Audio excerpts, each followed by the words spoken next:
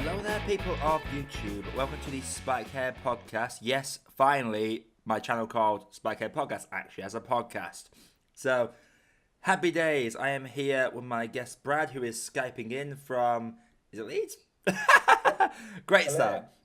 Yeah, good old Leeds. But now, as you can see, it's been a long since I've done one of these. It's not been since April since I've done a podcast. So, a lot of ground to cover. And Brad, summer just came and went, as you can probably tell by rain and cold weather. There's no heat anymore. Although we've had quite a bit of that over summer as well, but we wouldn't be the UK if we didn't have our 4 seasons in one season, you know what I mean? Oh, yeah, but we had like very nice Sahara Desert weather. But we did, which is a nice change. Like, summer had a lot of films come up. I counted up, Brad. I saw 20 films in between June and August of this year. Oh, Didn't quite get to reviewing all of them, so I was going to spitfire the ones that I didn't review and roughly what my rating would have been. Man and The Wasp, I didn't end up reviewing that in the end because it was very hard to review, but I would have given that... Oh, I gotta get my ratings up now. I forget which one's which. I'm pretty sure it's Needs More Sugar is the one I gave it. I'm comparing the star ratings here, so let me just get that up. I'll just copy that. This is so unprepared. Right. There we go. Right.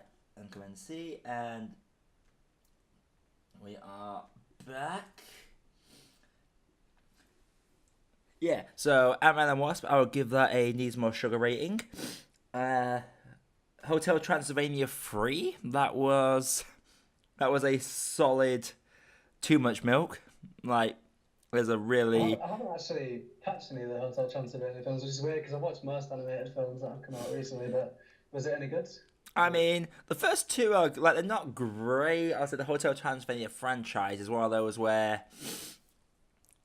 like, it has nice messages, there's nice undertones, like prejudice and all that kind of stuff. It's very nice. A bit like Zootopia.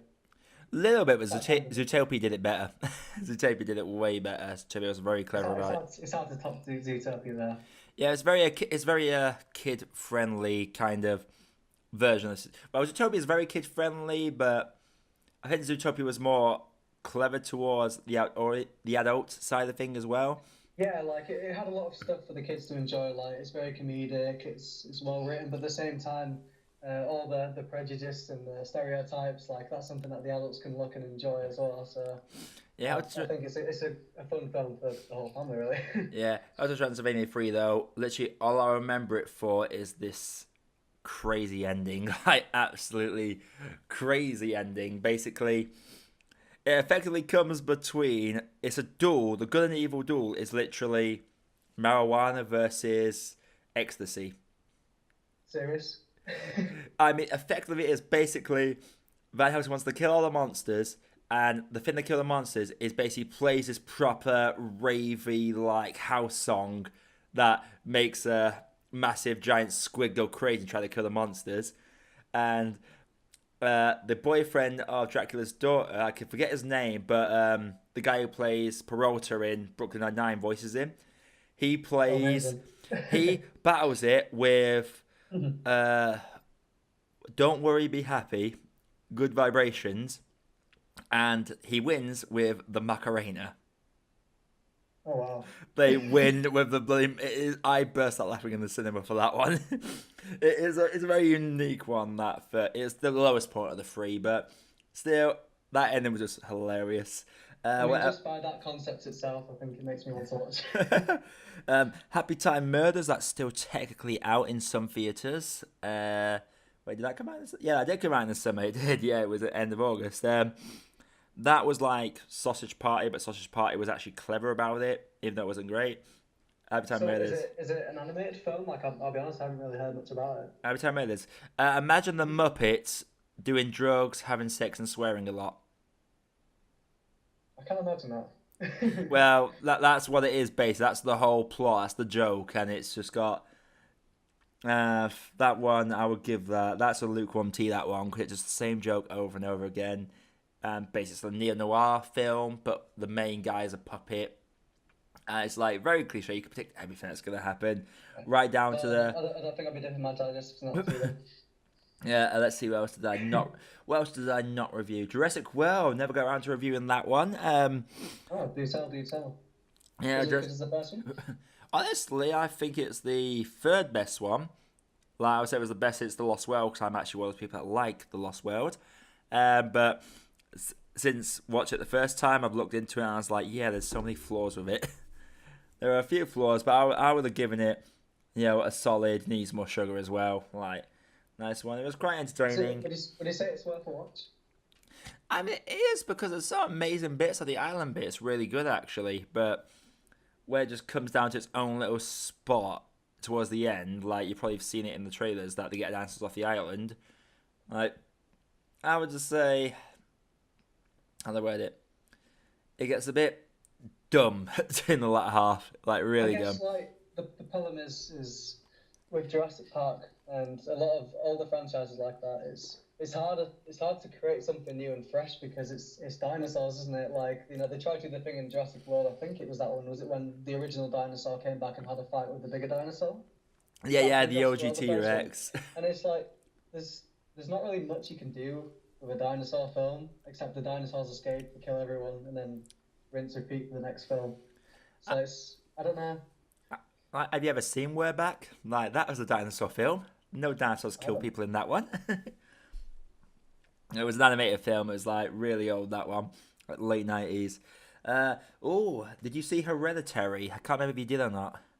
I really wanted to see it, and it annoys me because I was always trying to get people to go watch it, and then they just kept on changing plans and like, oh, we'll go watch it next week, and I never got around to it. But it's something that I really want to watch because I've heard so much mixed opinions about it. People are saying that it's the revolutionary, it's the next Shining, and like, I mean, that is a bit of a statement in my opinion. Like, for something to be up there with the Shining, like that changed cinema forever. But then like other people said it was a waste of money. I'm never going to get those 2 hours back again. So I don't know who to believe except just to go watch it myself and see what I think. Yeah, I made your own opinion about it. I'll be honest, it was one of those where it is fantastic all the way through. Then you get to the last 20 minutes. Like last And 20 minutes are just it got dumb. It got very dumb. It's very clever the whole way through, and it got dumb. it But always happens like that with horror though. Like they have such a good build up and like everything's going so well. They come to the end and I feel like everyone in the boardroom or whoever's decided what to do, like they start panicking, like, oh shit, what do we do, guys? And they just think of this really absurd idea, like let's go with this. This is going to work. And when really they could go with something a lot more simplified that the audience would be a lot more happy with, but they just choose these really stupid endings, and then it just ruins the film. it gets say like anything scary you see in the trailer, majority of it's in the last 20 minutes, but just it's just like it jumps the shark. It really does. Like I would have put it at a very good, like I would put it at a good cup of tea, but then the ending just knocks it right down to an okay tea for me because I'm sick as like I'll get into this because next month I'm gonna do for the podcast. I'll be doing like a Halloween like horror Yep. special, effectively talk about this year's horror movies and the state of horror. Well, that's next month if I actually get round to it this time around. Yeah, Um, catch me then. I'll be down for yeah, that. sick, sick. Oh, good. I don't need to home round for guests. So I But guess yeah, like my last question about Hereditary, like a lot of people said like it was like really tense, that it was almost uncomfortable in certain areas. Like, would you agree there? I would say yes. Like the creepy girl in the trailer. Yeah. Like she's fantastic in this. Like once the drama's like they better make that clicking sound creepy, and it does. It's really creepy girl. But it is very uncomfortable at certain points. Like you Yeah. can relate to like there's one character that's all in for certain things, and the other character's just like what you're doing. Don't want to spoil it too much. 'Cause I do say go watch it to people that Yeah, might be of listening course, to of this, course. but yeah, it is. You can like no one makes a real stupid decision until towards the end. So Well, that's good then, because that's usually the cliche that people fall into. So, yeah, and then but the yeah, I'll give it a watch. yeah, and then the last film that I didn't review but watched over summer was Tag. Don't know if you might have Oh, saw. that's really good actually. Like, was it good? I would say it was good. I think Game Night was a bit better Yeah. because Game Night knew where to draw the line. Tag has a couple of. There's a plot point that never comes back into play, and it's like a really big revelation. And there's one joke that it's not even funny. This joke, it just remember Alien vs Predator Requiem. And there's that bit where an alien basically, like, puts alien babies into a pregnant woman, and the babies pop out the fucking, like, belly. Yeah, You remember it's that? like ridiculous. Yeah, the bit where it just goes too far. Just like, even for something like this crazy, it's too far. Tag does something similar to that in a comedy sense, and it's just not funny. Like, Was it like cringy? no, it's just a bad taste joke. Like, I'm not easily offended. Like, I am very hard to offend, but like, I can laugh at almost anything. But that joke. If anyone listening has watched, like, you know what I'm talking about, probably. It's too far, man. Like, No, you know, it's to draw the line. Like... yeah. It's crossed that line, and it played it off like a light-hearted thing. It's like, no, it's a very, very serious thing. But other than that, and then the rest of my summer viewing was First Purge, Skyscraper, Incredibles 2, Secret of Marylebone, Hotel Artemis, Mission Impossible Fallout, Christopher Robin, The Meg, Darkest Minds, Ocean's 8, Spy Who Dumped Me, Black Klansman, Slender Man, and Searching. That completes basically all the films I got to see over the summer. All those you can see my review in the card, top corner. It's right there. And speaking of which, Brad, do you have a YouTube channel? I can't remember now. Sorry? Do you have a YouTube channel? I can't remember now. I have an old YouTube channel that I really hope no one digs up. Year 10 old me doing gaming let's plays and reviews, and there's an unboxing video when I try and unbox the headphones, and I spend about 5 minutes trying to open it with a pair of scissors. So, yeah, I don't have a YouTube channel these days really that I upload regularly, but I hoped that no one would find that channel. Well, I won't link it then. We'll just get you to like the Instagram or something. But yeah, in terms of what you've seen, you didn't see much over the summer, unfortunately. Long summer. But you do watch a few Netflix films, so talk me through any lovely Netflix films that came out over the summer. Okay, so Annihilation, that came out in May, which is a really good film. I think it's been a semi-decent year for sci-fi films, but this one stuck out to me quite a lot. Deals with a lot of dark themes, like cancer, and like it's just the way that all the characters are built, and they're all dealing with their own issues. But at the same time, they're on this mission to discover this like it's like an alien aurora that's being created, and they go into it, and then people start falling ill, and like these like bushes start getting created, like and morph to the people, and then it's kind of like a self-reflection sort of thing. So the creature becomes like their own personal endeavors that they're trying to get over themselves. So I think I like a film that deals with darker themes than the actual main subplot of it. That sounds a good one, actually. Like, I might have to give it a watch, because like, I'm never a big fan of Netflix films. They proper butcher the Cloverfield franchise for me. Oh, yeah, well, understandable why that would put people off. To be honest, I can't even remember much about Cloverfield Paradox because it was that forgettable. The only bit I remember is just at the end with like seeing the oh god, the clover. That's the call it, the clover. Yeah, then Netflix also, one of my favourite Stephen King short stories, 1922. Netflix made a film on that, and they ruined any essence of the book for me. Like, it's only a 120-page story. How do you mess it up? But so what's 1922 about? Because I've seen it. I've obviously scrolled past it quite a couple of times, and I've thought, well, it's meant to be one of the most critically acclaimed films on Netflix, but I've never actually read the bio or watched the trailer or anything like that. Oh, that is basically all the farms are selling to this businessman. Like, the farm's going broke. Wife's pressuring farmer to sell the farm. Farmer doesn't want to do that, and basically she's going to set it behind his back, so he convinces his son to help him murder her. And the whole film is coping with the guilt of that. Like, it's like in a book. It's called All Dark No Stars. It's a Stephen King book. There's like 4 short stories in there, and all of them are basically about dealing with guilt about murdering someone, like that kind of thing. Okay. Was that your favourite short story out of the 4 then? Out of the 4, yes, the first one. It's the longest one. It's the short, and it's like the first one, but it's like really good, really entertaining. But I found with a lot of Stephen King adaptations, they're either really good or really bad. For example, really good. I'm a big fan of The Mist. I thought they pulled that off quite well. Like even the TV series, which wasn't great received. Like it received like 50% on Rotten Tomatoes.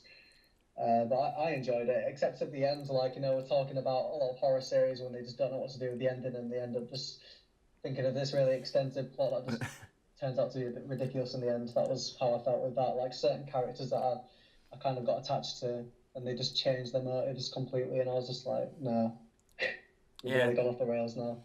pretty much. Like, yeah, Netflix films hit and miss for me, but their shows are great, so you can't argue with the shows. But Exactly. like, obviously, summer's been and gone. We're in the final third of the year now. September's actually mostly done now. Um, One film that has just come out, which you have seen, I have not quite seen, but The Predator has made his big return to the big screen Nice. with controversial trailers. You've seen it. I unfortunately my Controversial film as well. controversial trailer, to be honest. Like, I went to go watch it, but I was having some problems with my Cineworld card, and by the time I got into this, like, went to get the ticket, the film had already started and it won't let me buy a ticket, so bit of a pain, and I had to go meet someone. So, but that's by the by. But I might go watch it either today or tomorrow. What were your opinions of it? It was interesting. Interesting. So I've watched every single Predator film, every single Alien film, every single film that were the two connected. It was better than Requiem, but obviously that doesn't take very much.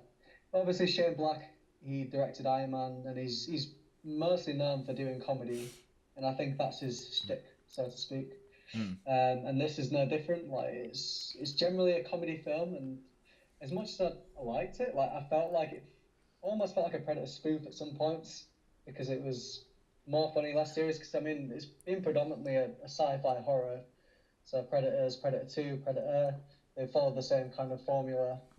And without giving too much away, like it didn't feel like a Predator film. Yeah. But I enjoyed it at the same time. It was a different approach, but like I was saying about Jurassic Park, it's hard to do something like different and fresh at the same time as keeping that same formula that people like. So I kind of respect that he took a different approach and didn't make it a basic sort of thing. One thing that kind of annoyed me, which I know it annoyed you from the trailer, was the big boy Predator. Yeah. Versus the smaller Predator. And I kind of felt that was a used idea from Predators. I don't know if you've seen the 2010 one by Robert Rodriguez. Yeah, I've seen Predator. I've seen all the Predator films apart from the latest. Because that happened in that film, and I felt like they used the same idea again. And I was just like, you probably could have thought something a bit more original here. A little bit. But the actual concepts of this one, yeah. I can't give it away too much, but like the Predator's motives. Yeah. For doing what he's doing, like not the bigger Predator, but the smaller one, I thought was interesting, and it's kind of something that hasn't been played around with yet, but I liked it. Wait, so this Predator's not hunting for sport, basically, like with every other Predator film. He's actually got a motive besides, like, the sport of hunting. Yeah, there's a reason why the bigger Predator is hunting this one down. Really? Because he did a certain thing. Well, I'll start that one right there. That's one that's not being spoiled in the trailer. I don't want to know about that bit. I won't tell you, but like, it's interesting. Really? And I liked that part. But there's certain points when I feel like they didn't know what to do with the plot.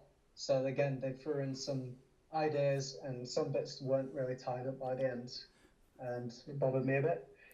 But at the end of the day, like I went out, and I can't say that I wasted my money. Like I generally enjoyed the film thoroughly, and it's actually hilarious, to be honest.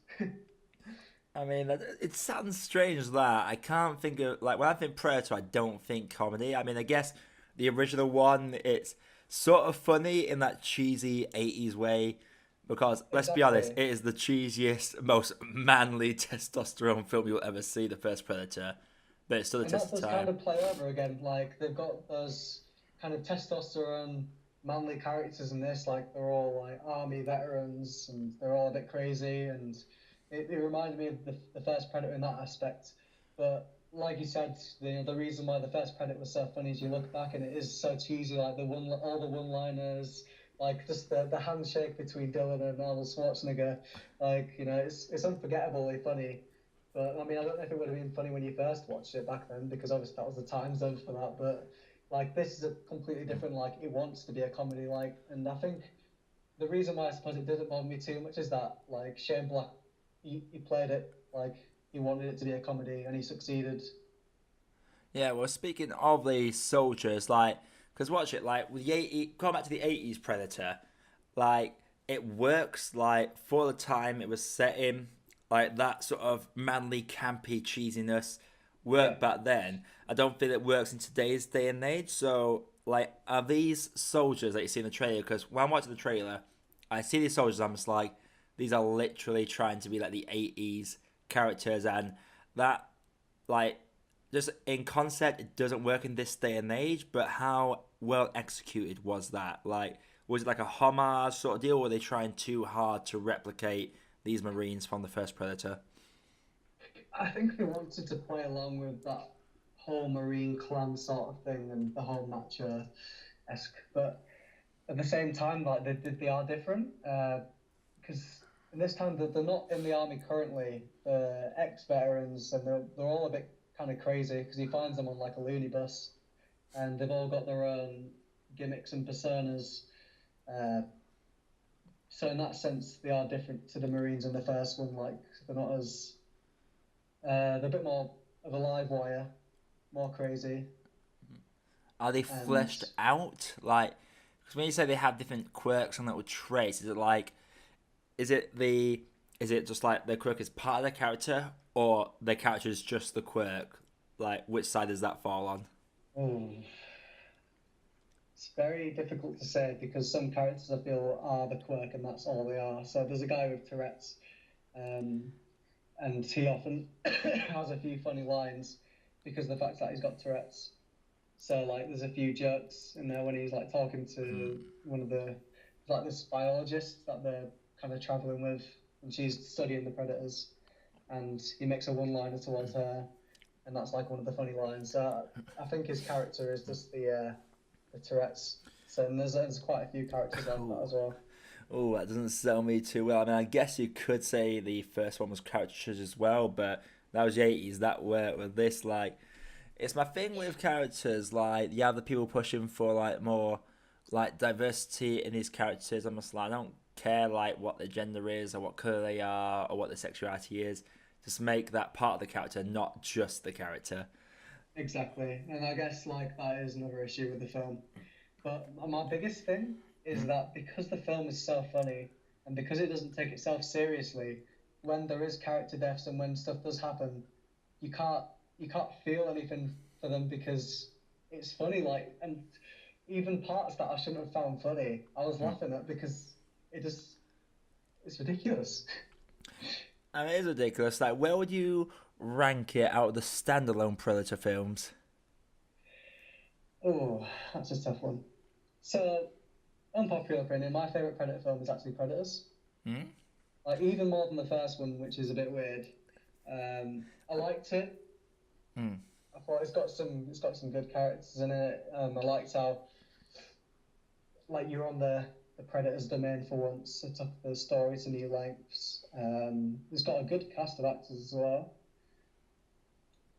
Uh, and obviously the first Predator, like them two are very tied together because the Predator's obviously a classic, and it's more sci-fi horror than Predators was because I think that was more action than anything, and Hmm. it was like new and exciting.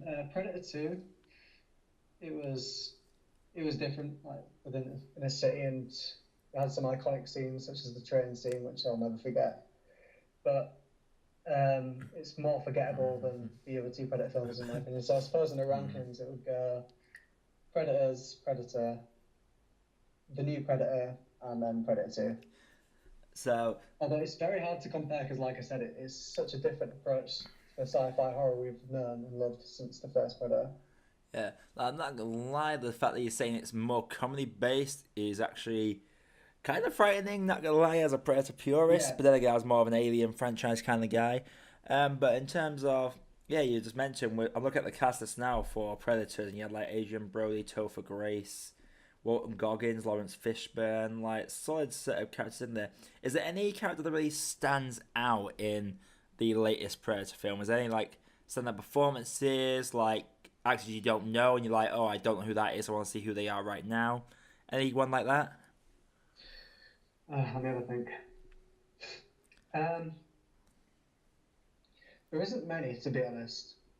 Like, they're all funny, but there's no character that I'm like, this is a really well-developed character, and I'm going to remember them throughout the entire franchise. But there's this kid who has autism, Yeah. and he plays like a big part to the story. Um, and I think his character's well developed, and he has a connection with the Predators. And I won't spoil anything about it, but like, watch it for that part because it's something that hasn't been played with before, and not even in a lot of other films. But the way that ties into the ending plot is very good. So I'd say that kid is probably the standout character to me. Like I don't know if I don't know if it's just because of the fact that he's got autism, or if it's because he's a very well developed character, but he's the one that I'll probably remember over anybody else. Like the others, funny in terms of the film, but I don't think I remember them much individually, so to speak. So basically, no actor really brings out much from the characters apart from this kid. So you're saying that we had a good child actor in this that stole the show, basically. Yeah, yeah. They work as a collective. Like they play off each other, but individually, like there's not many characters that I'm like, okay, that's a great character. I'm gonna remember them. Right, let's find out who this kid is then. I want to give the kid some shouting props there. I just saw the IMDb rating, but I tend to take that with a pinch of salt these days. Let's see. Oh, hang on. What was the kid's name? Like, what was the character's name? Do you remember? All right, let me look this up.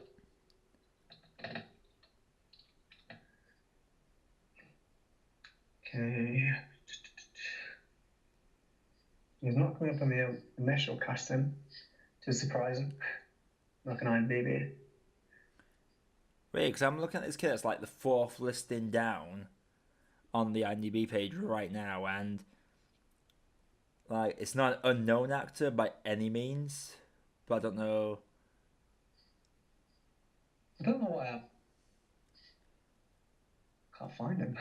Is the character's name? Hang on, I'm gonna say the name, and if you recognise the name, tell me. I've got the character's name here as Rory McKenna. Is that the character's name, or is that not? I think that might be him. Yeah. Yeah, that's Jacob Tremblay. Like he's gonna be big. That kid. Like he was the lead character in Wonder. Did you see Wonder by any chance last year? I haven't. No. That was actually. I've seen the other films with him in. Yeah, like that film was really surprising to me. I actually made my top 10 list last year. Wonder. Like basically, he's like a kid with a deformity, like from birth, and the whole film is about how his peers deal with it and how his parents deal with it and those sorts of things. And it's very well thought out. He was the main kid in Room, from a few years ago. When that was a big thing, and the book. I've seen something with him in actually.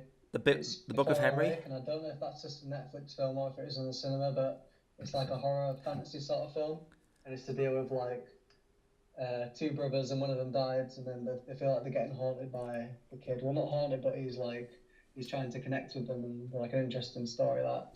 But yeah, I actually recognise him now that I've seen that. But yeah, it's been a while since I've. He's in the Book of Henry as well. Like that came out. I never actually saw that. It was not in my theatre for some reason, but.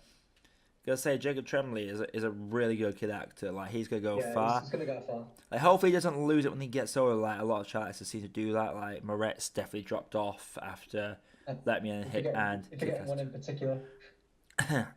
Oh well, we have cough Home Alone. Well, he's bringing it back. He's slowly bringing it back. He's turning his life around. Leave the kid alone. He's taken a lot of jokes and abuse over the internet over the last few years. I know. Yeah, so basically humans are very interchangeable and disposable, effectively. There's disposable characters. Nothing really memorable about him, but apart from the kid, from what you're saying there. What about the Predator himself? Well, I think you mentioned that he had a good motive and a good character development, the actual Predator, but like, in terms of Predator kills, like, is it very PG-13 to death, or is it like, is it graphic? I'd yeah, say that is one of the highlights. As well as it being a comedy, it's a great action film. There's some amazing sequences. If you love Predator and you want to see Predator fuck up some shit, it's the film to watch. Like, he brings back his little spiky disc. He's got all his gadgets, and he's just going around just causing havoc, and that bit's enjoyable. And we all love seeing Predator just go fuck up some people. So Yeah. So overall, with Predator, like, what would be your rating? You ain't gotta match my T rating, but like, what would you give it out of like 5 stars oh, or okay, percentage? Do you want to go percentometer on it? I'd give it a 3.5. Three point It five. was it was an interesting take on the Predator franchise. It was fresh and new to some aspects because it's something that we've never seen before. I probably would watch it again because I found it entertaining. As if I put on my Predator nerd cap there and really strip down some of the story and plot that they took around it, then I'd probably have to lose that 1.5 star because I kind of got a bit triggered by some things that they did. But I Really? don't think that would have happened with other directors or other films in the franchise. Some things are a bit absurd, in my opinion. Like, is it gonna be what? Is it one of those films that's gonna be very polarizing? Like, a lot of the purists won't like it, or people Oh think it yeah, betrays I, what the Predator was all about, and then you have like, I've read a lot of comments on the reviews. I've watched Chris Stuckman and Jeremy Johns do a review, and even they're very mixed about it. And even the people in the comments, like I've seen people either say I enjoyed it, it was entertaining, and people like this doesn't fall into the Predator franchise at all. What have they done? They've ruined it. I'm never watching Predator again. is it as bad? Like, Is it bad as the Last Jedi Backlash? uh, well, I mean, from what I've heard, I haven't really heard any good positive things about Last Jedi, to be honest. So I suppose in some aspects it's a bit more liked, but there's going to be the purists that are going to really hate this film, and I'm interested to see what you're going to think about it. Well, you know me, I'm very forgiving with films. Like, I'm actually one of the people that really enjoy The Last Jedi. Like, don't hate me, YouTube, but it's actually my second favorite Star Wars film. Yeah, you heard me, my second favorite out of 8. So, not counting the spin-offs. Like, So this is where everyone unsubscribes to the Spycare podcast. oh no, the 26 subscribers I spent so many months. I'm only on 26. This is like grim, but there we go. Oh well. Hey, if But I yeah, get I think if you go in with an open mind and just really try and shut out that part of your brain that wants to scream out in the cinema, this is not right, this is not Predator, then you're probably going to have a good time and you're going to have a few laughs out of it. yeah, so it's fun, but it's not classic. Is basically the long and short of it. No, no. Yeah, fair enough, fair enough. But away from the Predator, now that is the review aspect of the podcast today. I was going to get on to the final stretch of the year because that's usually when you get some early awards contenders coming out. But a little trailer of Captain Marvel came out, the last film before Infinity War Part 2. And it has definitely raised some eyebrows. Not in a good way though. I've seen some negative comments saying like, "Oh, I don't want to like be that guy. I'm just not that excited about it." Or like, it's weird. It's like everyone's treading water with the trailer because obviously it's a big female lead like character. Like the comments, you have a lot of people treading water, trying not to piss anybody off, basically. But very lukewarm reception to the trailer from what I've seen anyway. I personally am interested to see it. I do love some of the Pulp Fiction memes that have gone around about it as well as I'm just the. really interested to know the context of why she punched a woman. I mean, that's the big news. But then you also have like that scene where Nick Fury is in the car with Captain Marvel, and there's a lot of people that are doing side by side comparisons with Jules and Vince Vega in Pulp Fiction. It's really. It's so true. You watch it, you're just like, wait, what? It's the exact same shot, the exact same angle. It's quite. It's interesting to say the least. Like, I feel like this old woman's probably like gonna be because we don't get any hint of who the bad guy might be. I feel like Maybe it's her. like it's probably not. No, I think it might be either there's like alien minions that disguise themselves as humans, like full on body snatcher style, or maybe it's one of those things where the bad guy is telepathic and can possess bodies, and maybe he's possessed the mind of this old woman, and the old woman's like goading her, and then he punches her in the face.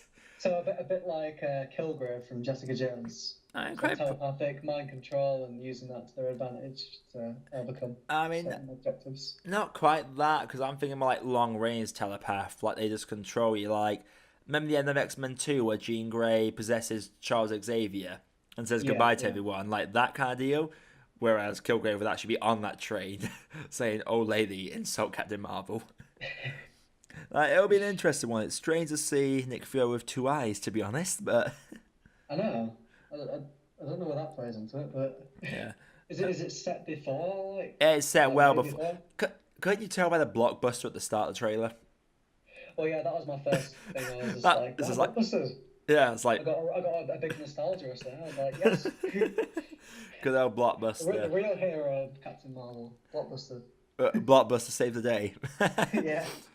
I Blockbuster don't know. product It's placement. interesting now. Like, I'll be honest, I don't really know much about Captain Marvel. Like, I never grew up reading comics, which is a weird thing. And then as soon as I became a teenager, like, I fell in love with the Marvel franchise, like the film wise. But I've never sat down and read many comics. So obviously, I haven't read much about Captain Marvel, like what her powers are, who the villains are, in the Well, universe for her. that's the big thing about the MCU. They literally came up with ideas saying we're gonna bring these obscure hit like back in the day. These were obscure heroes. Captain America, Iron Man.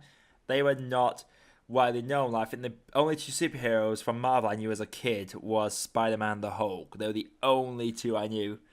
It's Like, just so weird now because then Iron Man is probably the most recognized superhero now. I don't know if it's because Robert Downey Jr. plays him, but like he gets paid more than any other actor or actress in Avengers, which is crazy. yeah, he's smashing it. He really is always smashing a good performance down. But like Guardians of the Galaxy, like that came out, and I was like me and my friend were thinking about what we want to go watch. I went to watch Dawn of the Planet of the Apes because that had just come out like the same week, I think. And he's like, "Oh no, watch Guardians of the Galaxy." I was like, "I've only seen Avengers. You keep telling me I need to know about these stones or whatever." Like, because back then I was oblivious. I didn't know jack shit back then.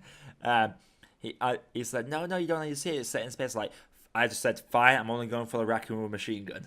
That was the Yeah, only reason I well, went to watch it originally, and it ended up that becoming. I was so impressed with it, and I was like, why didn't I go see this earlier? Like, It I was was like, can it really be as good as everyone's making out? But I had such a fun time with that film, and I'm so glad I went since. I don't know. It's like it's my second favorite Marvel film at this point. Unfortunately, I like Guardians 2 slightly better than the first one, so by default, I had to put that That's as a weird number opinion, one. that because I've heard a lot of people I say that I the I mean second one was not as good as its the predecessor, but first I one was mean, a I'm kind of surprise. on the fence. Like, I thought in some ways it brought something new to the table. I thought the story was more in depth. I love knowing more about Star-Lord's past, but I think comedy-wise, I prefer the first one. But it's No, nice to hear it someone that actually appreciates the second one. it's the first one was a surprise. Like, no one expected it to be good. Everyone just went for it just cause we need to see every film in the Marvel universe. That's why Yeah, people went to watch it. But then everyone was like, "This is actually amazing. This is very good." Um, but like it's mainly comedy based. There's very little. Like, I cared about all five of them. Don't worry. Like, not to worry about that. But I feel like when your target audience is children, like with Marvel, it's predominantly family based. The fact that Guardians 2, like every single Guardian had a problem in the second one. Every yeah, single one had issues, and for me, it was teaching kids it's okay to have issues. Now that mental health is finally getting exposure, and people are starting to yeah. take it It was a big seriously. focus. It was nice to see all these guys have issues, like with family and friends, and just their inadequacies. Rocket, like that scene where Yondu strips back Rocket, just like, I know this is all a facade, Rocket. You ain't fooling me. Like, that's one of the most powerful scenes. And the ending, like, hey, I'll be straight. I did not cry at the end of Logan, surprisingly enough. Choked a bit, but didn't cry. Guardians, I was blubbering like a baby. I'll Behind never my forget IMAX that glasses. final line. Uh, It almost got me as well, to be honest. I was just like Like, leaking. oh, I just just I love like the relationship that Yondu and Star Lord had. yeah, it was weird. It was like, I mean, Yandy was just very memeable in the first one. Like, me and my friend were always joking about the "he wanted to eat you" line. Like, that's all we Yeah, knew him for. But towards the end, I know it's just nice to see them all come together by the end of that, and the funeral scene was just amazing. But I don't know. But by the fact to put that as my number one. So, I mean, I think Infinity War should be my number one, but bit hard to appreciate it when I first watched it. I spent the last hour and a half dying to go to the toilet, but I didn't want to miss a single scene. no, I'm So, glad that you didn't go now. I mean, I'm glad I didn't go, but it's very hard to get welling up or pissed off or angry or frustrated or shocked when I'm literally half focusing, trying not to wet myself in the theatre. Yeah. But Like, I will not wet myself. I will not wet myself. but still, it was a very impactful ending. It Unexpected. I was. like that it took people by surprise. Like, only In a took, way, like, it was more impactful than the first film. yeah, it took 10 years, but a villain finally won. And it wasn't even a villain. That's what I loved about Infinity War, was the fact that it was a Thanos film. It wasn't about the Avengers, it was about Thanos. And if you could watch it in reverse, and Thanos could be the protagonist, and the Avengers could be the Exactly. antagonist. Like, literally, like, that's how clever it was, and I really appreciated it. But next April, it's arguably turned on its head. We'll see what happens. But yeah, Captain Marvel, that's going to be an interesting final step there. Be very interesting to watch. I'm hoping people go watch it, because no one went to watch Man and The Wasp, really. And I'll be honest, I was disappointed by it a little bit. But end of the day, what could they do? Like, you just had Infinity War go by. Everyone knows Captain Marvel was being called into the next one. So Man and The Wasp was just kind of in a no-win situation kind of deal. People like need to go see Captain Marvel because it's going to obviously play a big part into the next Infinity War. So if people don't watch that, then they're going to be pretty confused, I imagine, for when Infinity War finally drops. Yeah, I guess that's that kind of the double-edged sword of it, but that's months from now. I'm sure we'll be talking about this a lot, maybe with at least 100 subscribers here, but there we go. But yes, we are into the final third of the year now. Last 3 months, obviously, the what's coming up, and there are a few films coming out that people are hyped for. I mean, I've got a few like I want to talk about, but I think the first one that is making the rounds at the minute is Venom, starring Tom Hardy. Yeah. That comes out in October. October's actually pretty stacked when I've looked at it, like, because I went through each month, like what's coming out, and October's looking stacked for films coming out. Oh But yeah. Well, I mean, two that come to mind for me is yes, Venom, and also the new Halloween, which looks absolutely amazing as well. see, the funny thing is, I've never actually seen how like the original Halloween, but which is I've it's seen it weird. a long time ago, but to be honest, I might as well say I haven't seen it because I don't remember a thing. Yeah, but it's weird because I'm like a massive like horror fan and everything, so it's quite surprising. But even me being someone that's not watched all the 80s horror movies, Michael Myers is the only 80s horror icon I've not seen. But everyone knows that the original Last Girl Scream Queen was Jamie Lee Curtis. So seeing her in the trailer for this new one, retconning all the ones after the first one, she's just being badass. Like, the straight up, it's like, yeah, this guy killed my friends when I was a kid. I'm gonna kill him. I like the idea because I don't think it's been played around very much. Like the protagonist actually going after the bad guy. I'm like, yeah, I want to kill him. Like, it's always people running in fear.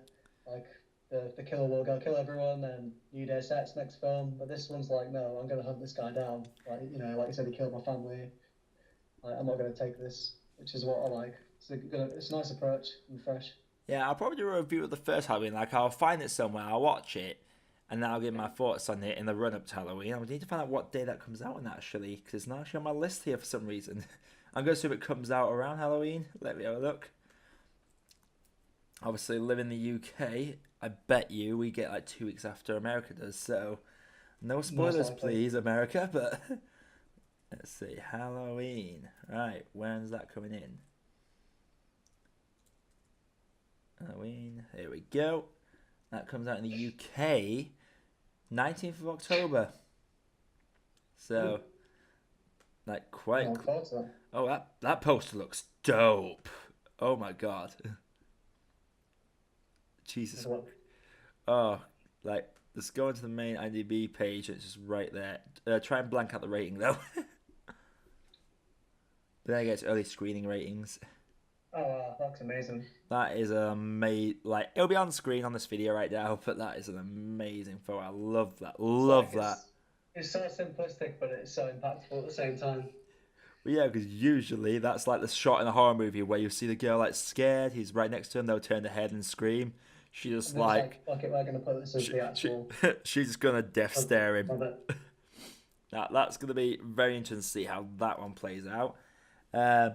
We've also got, right, because obviously occasionally you get like an early Oscar contender coming out towards the end of the year, and I think the earliest one that might be Oscar contending is First Man, starring Ryan Gosling, directed by Damien Chazelle.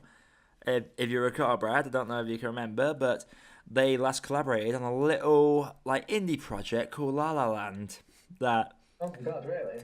Damien Chazelle directed that, and Ryan Reynolds was obviously the main star opposite Emma Stone. And basically, it's about Neil Armstrong landing on the moon. Bit annoyed that the trailer's sort of not acknowledging Buzz Aldrin like the other man, and well, it was the third guy, but no one remembers the third guy. He didn't even get to walk on the moon. That third guy, he had to stay put, which must suck. You fly all the way to the moon, you go and get to walk on it. So like, someone needs to wash up the dishes. Yeah, yeah, someone's got to take one for the team. No, Ryan Gosling is playing Neil Armstrong, and it's looking very entertaining. Like, I mean, it's a very vague trailer, but I am very interested to see it. Just those two names attached to the project itself is gathering interest. Yeah, the fact I haven't really looked into this too much, but I'm definitely going to give it a watch. I've seen the trailer a couple of times in the cinema. That's how I know about it. But so that when was the moon landing? Hang on. Is it 1968? Around that time, it's the 1960s, isn't it? It was in the 60s, definitely. Let me have a look. July 16th, 1969 was that was the launch date. The actual landing period 8 minutes. All right, between July 16th and July 21st when they got back, that was them landing on the moon. But so a bit weird because I thought they might push that back another year, to be honest, because that's half a century ago now. Weirdly enough. Yeah, it would make sense, wouldn't it? I suppose. A nice 50-year landmark, but it's weird because we've seen like Apollo 13 about that failed attempt to get to the moon, but no one ever talks about the other Apollo missions, and then there's just the first one. I don't think I've ever seen a Neil Armstrong film before, so I think it'd be like the most like historically accurate. I think they would try and make it historically accurate, unless, of course, you're one of the tinfoil hat theorists that say we never even landed. But I would. Yeah, it's like at the end of the film, they just pull back the camera and they come out the studio like, right, let's wrap, guys. Yeah, Stanley Kubrick's behind the camera, just like, all right, that's it, guys, let's wrap it up. No, I mean, that'd be entertaining, to say the least. Yeah, that's gonna be interesting. I think that could be it. Also, one thing I'm looking forward to seeing, it comes out in October. There's an advanced screening at my Cineworld next Thursday, I think it is. Yeah, it's next Thursday. A Star Is Born, starring Bradley Cooper and Lady Gaga. Very interesting trailer. It looks like it's going to have a great soundtrack. Basically, it looks like Ryan Gosling's a rock star in the peak of his prime, and he picks up this tavern girl who's played by Gaga, and they become a couple and tour the world. She's got like an amazing voice in that. And it's weird to look at the trailer because I'm still seeing Lady Gaga in these like eccentric outfits, but now she's just like it's just like a regular ass girl in this.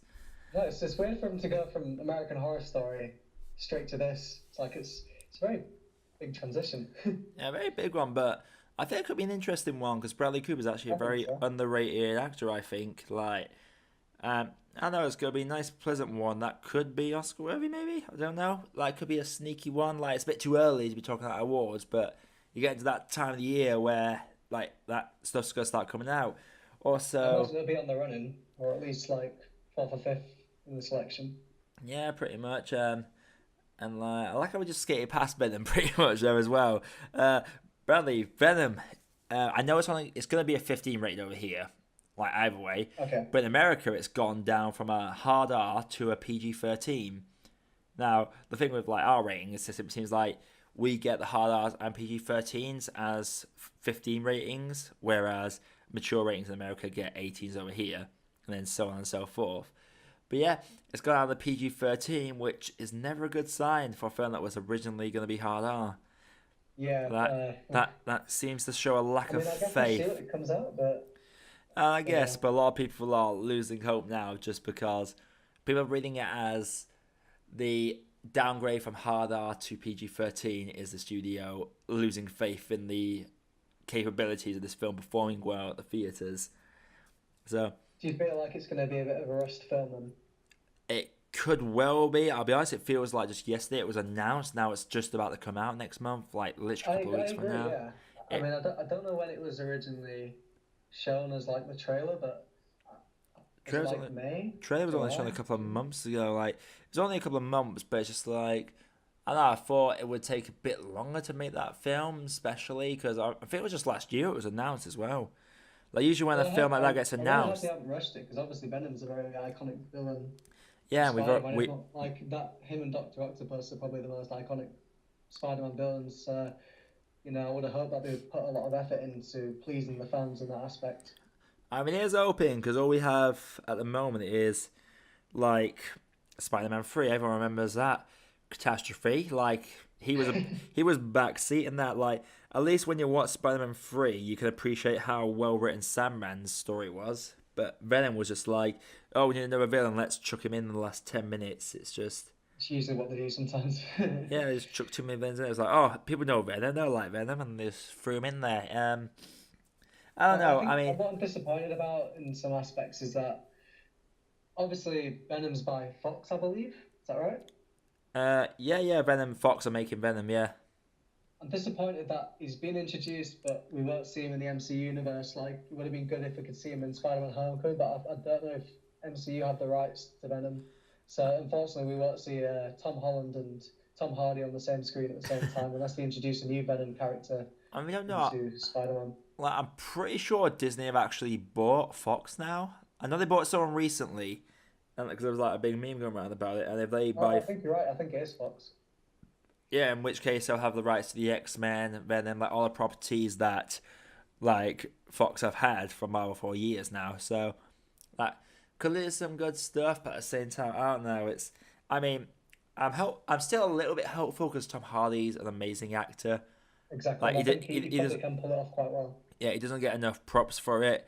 Like I know some people were proper memeing the like a turd in the wind line, but you know what? It's gonna go either way. It's either gonna be a surprise to everyone, or it's gonna be like a lot of angry people on Reddit. That's what it's gonna be. From what I've heard, it's not that faithful to the comics in some aspects towards the Venom's origins. Mm. How he forms and how he comes to be in the comics is different to how they approached it in the new films. And I was talking to my mate about it today, and he's a big comic book fan, and he says that he doesn't know if he wants to watch it because it's quite off the track. Yeah, I guess like But coming from someone like me who's never read Spider-Man comics before and who's going in with an open mind, I suppose maybe I might like it a bit more than he will. But I'm interested to see what they're going to do with it, to say the least. it's just looking forward to that. Like the second one was a bit of a letdown, so it'll be interesting. I quite enjoyed it, to be honest. It's just they're silly films, but I always end up Yeah, silly finding them films. entertaining. Like you can only always appreciate a good parody. There's a film called Fast. What's it called now? Blah, blah, blah, blah. Need to pronounce it right. Bad Times at the El Royale. Like I've seen the. That looks good actually. I watched the trailer for that the other day. Yeah, I know. Like I'd never heard of it, but the trailer was like, and you look at the casting for it. That could be a surprise, like fun little film there. Like that comes out, but I agree. the last because we need to get into November and December eventually, but the last October film I'm looking forward to seeing that's either going to be amazing or get slated. Bohemian Rhapsody. That comes Yeah, out end of I didn't October. realize that's coming out, but like anything with Queen involved, it's got my listen, so I'll probably go watch it. Yeah, I'll definitely be watching that. Like, the trailers look great. I just love Brian May in the booth. He's like, "What now?" And the Fraser's like, "This is where the orchestra comes in." Oh, the orchestra. All right, then.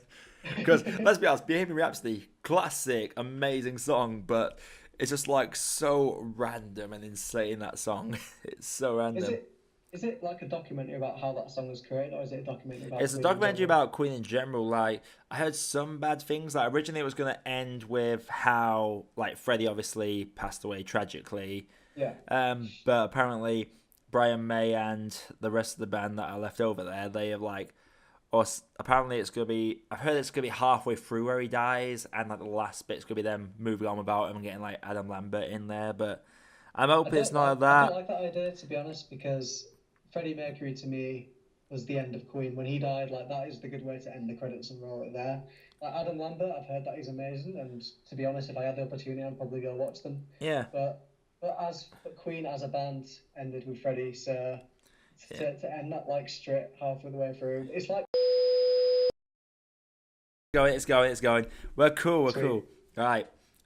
So, Back from the grave. fun times, guys. The card fell up. So, we were talking about Bohemian Rhapsody, weren't we, Brad? Yeah. um, So, so I think I was saying about they should end it with Freddie dying. That's because that's the end of Queen, in my opinion. And I was comparing how it's like straight out of Compton ending halfway through VG dying and talking about Ice Cube's career afterwards, Dr. Dre, what kind of albums he created as a solo project. So I think it's the same approach that just shouldn't be taken. yeah. Like end it with Freddie. That was the end of Queen. Adam Lambert and what he's doing now, I respect him. I think he's a great singer and he's bringing a lot to the band. But Queen died with Freddie. Yeah, pretty much. Yeah, I would much prefer it to like end with like Freddie dying. Like I know it would be a bit like copying straight out of Compton, but they did it in such tragic ways, and I just kind of want to Exactly. see. I love it just to end with like because Freddie recorded "Show Must Go On" like what was it, like a week before he died. Yeah. Like literally right at the very end, he sang that like well done, and then it could end like that because I don't know, it's just the way it needs to focus on Freddie.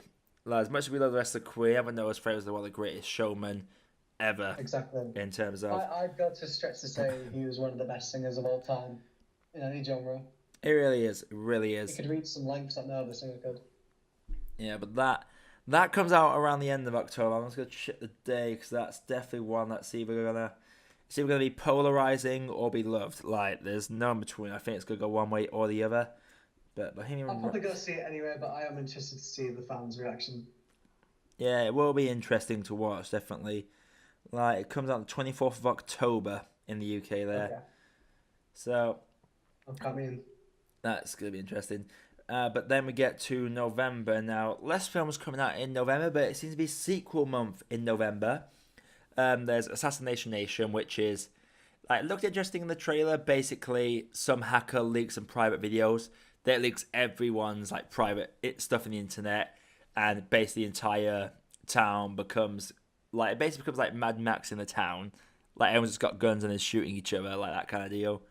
Like Sounds interesting. it's a crazy trailer. You might like go watch the trailer afterward, don't you, man? Because it's a very, Oh, very will do. interesting, peculiar trailer. But in terms of what else comes out in November, there's Fantastic Beasts: Crimes of Grindelwald. As a Yes. massive Harry Potter fan, looking forward to Oh, it. I can't wait. Like You fantastic, know, I'll be yeah, honest. I was scared going into Fantastic Beasts. I same. put it off for so many years because I was worried that it'd ruin the franchise or it'd take it in a different direction that I wouldn't like. But I ended up loving it. It was magical. It was funny. It was heart wrenching. It was everything that you want from something in the Harry Potter universe. So they really did a good job. So I'm excited to see what this brings. Yeah, like me, I was a book purist, and I can't stand the last four Harry Potter films. I'm just like, you're ruining That's what I everything, thought. like so much.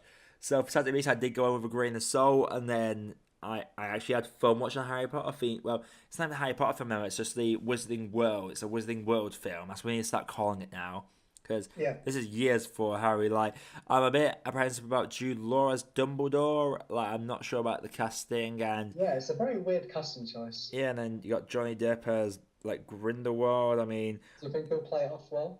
I he mean, could do obviously, because like you've read the books, you'll know more about Grindelwald than I will. He's like only made like small appearances in Grindelwald is skated films. over in the Deathly Hallows film, but in the book it's like basically him and Dumbledore are like childhood friends, and like Dumbledore actually wanted to take over the Muggle world along with Grindelwald for the greater good. That was their slogan. Like, so it'll be interesting to see the dynamic between those two. They need to bring that to the screen, Yeah, I that'd be think. interesting. Plus, in the books, it is said that when Grindelwald and Dumbledore fight in 1945, it's the greatest wizarding duel of all time. So that's going to be expectations for any book reader going into that, if that does happen in this particular film. But there are three more coming out, so who knows? Who knows? Also, another sequel, Creed 2. Mr. Adonis Creed is back, and he is fighting the son of Ivan Drago. Have you seen the trailer for Creed 2, Brad? I have not. I haven't seen the It first one, is. but I know that Dolph Lundgren's in Oh, it, so it's very interesting. Creed is actually the best Rocky film. Like, no disrespect to Sly, but Like Rocky 1's amazing, but Creed just like ups the ante so much. It's so damn good, and it's a Are you a crime. big fan of the Rocky and Creed films then? Oh, Creed! Like never been the huge Rocky fan. Like I can appreciate him, but like Creed is just an amazing drama, and Sylvester Stallone. It's a crime he didn't win Best Supporting Actor in that. There's like everyone's like really about his performance. Finally got to watch it. I'll be honest, I was like, oh, what's so big about his performance? But then there's like one particular. I mean, it's been out for years now, but basically, it's revealed that Rocky has cancer about halfway through, Oh God. and the scene where he like finds out, it's just heartbreaking. Like it doesn't break down or anything, but it's like the implication is that Adrian was taken by the exact same thing, so he's like very bitter about it. And basically, while Creed's having his fight, like Rocky's got his own fight to deal with as well. So it's Yeah, like both physically and mentally, there's like big fights going on. yeah, Like some of that. it's a very interesting concept. But yeah, Creed 2, looking forward to it. I like how in the trailer, there's just always like, oh, you can't fight him, your father died, and all this sort of stuff. And then you don't even see Drogo's son. You see his like body come to the ropes.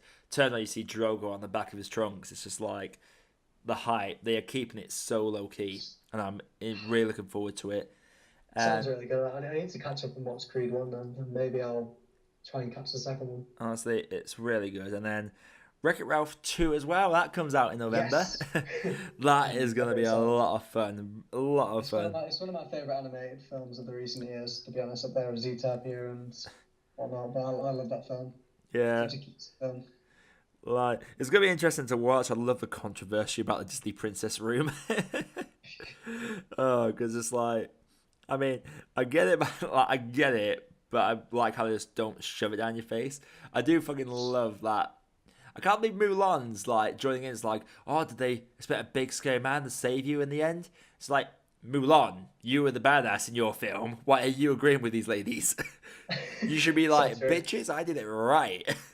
I swamp that. Have they confirmed like any other new characters that are going to be involved in the film, or cameos? I know the Disney Princess stars, like obviously going to be Star Wars characters in there because it seems like Disney's got a lot of properties now, so they can use as many properties as they want there. So it will be interesting. Like I believe there's going to be more like game characters in there as well. It'll be a fun one for definite. Like, I'm really looking forward to that one. I'm not going to see what they do with the internet as well. It has to be a lot better than what the Emoji Movie did with the internet. It has to be a lot better. I haven't seen the movie and I really don't want to. Oh, I did. I mean, it's not the worst film ever, but it's just so uninspiring and such a cash grab. It's just deflating. But anyway, that's November for you. And then we come into December. Obviously, December, that's like end of the year. That's usually when films go to die. But we got some interesting ones. We got Aquaman coming out. That could be. How do I word this? I was not a fan of Aquaman. I was not a fan of Aquaman in Justice League. Like I love Momoa. Yeah, like I heard that he kind of got overshadowed a bit. Like, didn't he get like a really small part in it? Literally, he was like yeah, bro. Let's go hit the gym, bro. Let's have a few drinks, bro. That was his character. That was literally his character in Justice League. Like, I mean, it might be good. The trailer for Aquaman looks interesting, but it's just Jason Momoa, so I'll probably go watch it anyway. But when you have like Henry Cavill's now out, Ben Affleck's all but out now, so it will be an interesting one. I feel like this is the make or break film. Like, if Aquaman doesn't do well, like that's it. Like DC is literally hanging on by a thread here. They need some positive feedback. Very good run. Like I think Wonder Woman put them up there for a bit, and maybe they can produce some good films. And then Justice League came out. I feel like Star Wars put it best with Wonder Woman because like you have obviously easy offending people. It's like it's just like a proper feminist propaganda film. It's like, well, no, it's like less about being a woman, more about her. She doesn't save people because she has responsibility and all this sort of stuff. She literally just like she's saving people because she wants to, not because she has to. She just wants to. That scene in the trenches where bloody Chris Pine's like, "We can't save everyone. We can't do this." It's like, no, but that's what I'm going to do, and that's the whole trench scene. And the No Man's Land scene's amazing, incredible film, and just her as Zove is amazing. Like, they do nerf her a bit in the Justice League as well. Like, she becomes a bit more So down. who gets the limelight in the film then? Because I haven't seen it yet either. I imagine it's Superman or Batman. Yeah, when Superman comes, it's like a lot of Wonder Woman and Batman being broody and trying to get everyone together. Cyborg is completely ruined. I mean, I really like the Flash in it, but I seem to be in the minority in that. Yeah, it was very Superman orientated towards the end. Like, I mean, it was an interesting one. It was interesting. Like, there's actually an after credits scene where Lex Luthor gets bailed out of prison, and apparently Deathstroke's on the boat that he's on. Like, Deathstroke randomly shows up, so that could be interesting. And yeah, what else comes out in?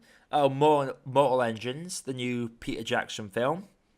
Don't you seen the trailer for that? That was like London was on a fucking, like London was like a car and there was like a big city car behind them. Looks weird, but yeah, I watched the trailer a while ago. I can't remember much about it, to be honest. Yeah. But I remember it seems very abstract and quite interesting. Yeah, very abstract. But I've heard Peter Jackson's become very reliant on special effects these days, which is actually a bit depressing because he was Lord of the Rings, Peter. You did use as little CGI as humanly possible in that. I think that was people's issue with The Hobbit as well. People saying it's too overly CGI. I mean, personally, like, I love them anyway. Like, I kind of overlooked that a bit, but comparing the two together, it's like, definitely more CGI based and opposed to more costume in the first one. I don't mind the bit of CGI, but it's when it's so obviously green screen. Yeah, you're right. And like the amount of filters on there, literally, like the Battle of the Five Armies is literally Instagram filter across the entire film, pretty much.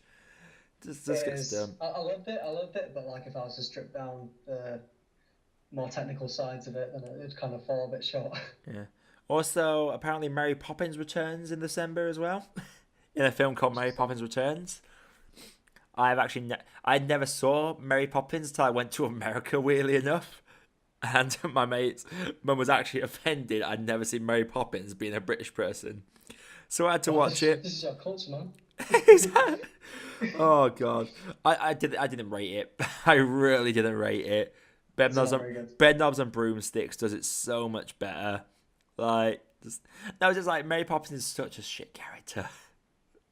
She's so full of herself. I haven't watched it for a long time, but I can't remember being a massive fan. There was a 15-minute song about Dick Van Dyke's boner for Mary Poppins. Like, I'm sorry, but that's what it was. It was just a whole lot of, hey, Mary Poppins, I'm going to hit on you for 15 minutes. I mean, very nice choreography. Love the choreography in it, but... Oh, yeah, I can imagine that's like the highlight of the film, but everything else... Though I did appreciate the guy from Bed Knobs and Broomsticks was in it, but I can't remember his damn name. He's like a classic actor. Let me figure it out. Mary Poppins. Come on, Mary, where are you with your big umbrella? I'm just gonna search this. Oh, there we go. Yeah, Julianne used Dick Van Dyke, whatever. Trying to figure out who actually they got to play the new Mary Poppins. David Tomlinson. That's the guy who plays like the dad, and like he's just a classic actor, that guy. And then did he do a good job then? Oh yeah, he's amazing. Like, I just watched it, and the first thing I thought was like, that's the guy from Bed Knobs and Broomsticks. Have you ever seen Bed Knobs and Broomsticks? I haven't, no. Oh, Mr. Brown. Like, really classic film, that one. But as for Mary Poppins Returns, the last they got to play her in this one is... I believe it's Emily Blunt, is it? Yes, it is. It's Emily Blunt. She usually does a good job, to be honest. Like, I love doing The Quiet Place. I imagine to bring something nice to the role. And they got some good cast bits. They got Emily Blunt in there, Colin Firth, Meryl Streep's in there. And funny enough, bloody Dick Van Dyke's actually back, apparently. God. Wait, how old are you, Dick Van Dyke? How are you still alive? Still kicking, apparently. Yeah, he was born in December 1925. He's nearly 100. What? Damn. Wow. Like, god damn. That's dedication. Dedication. He's not playing the same character, but still, damn. And then, last film that's coming out, like, this comes out on Boxing Day. And I tell you, it's one of my greatest, so I'm actually going to put off my top 10 list and bottom 10 list and my middling list as well, just because this is coming out on Boxing Day. Last year was Greatest Showman that was doing that for me, which unfortunately disappointed me tenfold. Apart from the great soundtrack, fantastic soundtrack. Bumblebee comes out on Boxing Day. Bumblebee? The Transformer Bumblebee. Oh, God. Yeah. Well, judging by... I haven't watched a Transformers film for a long time, but just seeing what they seem to conjure up in the last few years, I just don't have much hope for that. I take it you've not seen the trailer for it then? I haven't. Oh. Are you pleasantly surprised? Well, for one thing, Michael Bay is not directing this. It's someone called Travis Knight who's directing it. Well, I guess I don't need to put so many budget into the explosions in. No, there's literally hardly any explosions in the trailer either. Travis Knight, like the trailer, it's a bit like Finn the Iron Giant, but the Iron Giant's Bumblebee, and the boy is now this girl played by... the trailer looked interesting, to say the least. It's just like a... So is it less action-packed and more to do with the relationship between Bumblebee and... It's very... I remember when the Logan trailer came out, and it was like completely different to any... Like, sort of like that, but not quite. Like, pinch of salt, but Bumblebee's actually a beetle in this. He's not a Camaro, he's a beetle, like in the original animated series. Okay. Like, so it's going to be an interesting one, to say the least. And like... I might give it a watch, and one, if it's not directed by Michael Bay, then it's made it a bit more desirable anyway, but if it's more to do with, like, the relationship between Bumblebee and certain... Yeah, so that sounds good. I mean, that's what it looks like. Like, give the trailer a watch when you get out. It's actually very surprising. So people are actually being cautiously optimistic. But last time I was cautiously optimistic was Assassin's Creed, and that was misplaced. But John Cena's in this one, so. Well, to be honest, I never thought to say this, but I didn't think it'd be possible to fall asleep during a 3D film, but I almost did in Assassin's Creed. Oh, God. I think we've discussed this before, as to not be too optimistic about Michael Fassbender being in the film. I always said, well, if it's got Michael Fassbender in it, then it's going to be a great film. And then that and said other films came out, so yeah. Yeah, Fassbender's gone down a bit, but hey, Bumblebee, that's an interesting one. But in terms of what I think could possibly, like, I feel like First Man is definitely going to try and go for awards. Bohemian Rhapsody and A Star Is Born, that will entirely depend on how well received it is. Creed 2 might go up for some awards, because Creed 1 was up for a few awards when that came out. So, definitely an interesting finish to the year. And personally, because I'm looking at it and I'm thinking a couple of these might make my top film of the year. Like, it's going to be very hard to beat what is currently at number 1, which I will not say yet, but I don't know, could be worth it. Could be a fun end to the year. But anyway, that is the end of our show today. So we've discussed many things for a bloody long time. If you've stayed to the end, well done. If not, I hope you enjoyed like the timestamps that have been attached here. Is there anything you'd like to say, Brad, before we do a little outro here? Well, let's look forward to what's to come, especially Venom and Halloween. I'm very interested to see what they're going to bring. So, yeah. Yeah, sound. Right, so this is the end of our show today. We'll try and get more monthly podcasts coming out. But this is the Spike. Yeah, exactly. Thank you for being here today, Brad. Hopefully I'll have you again sometime soon. For sure. Yeah. All right, man.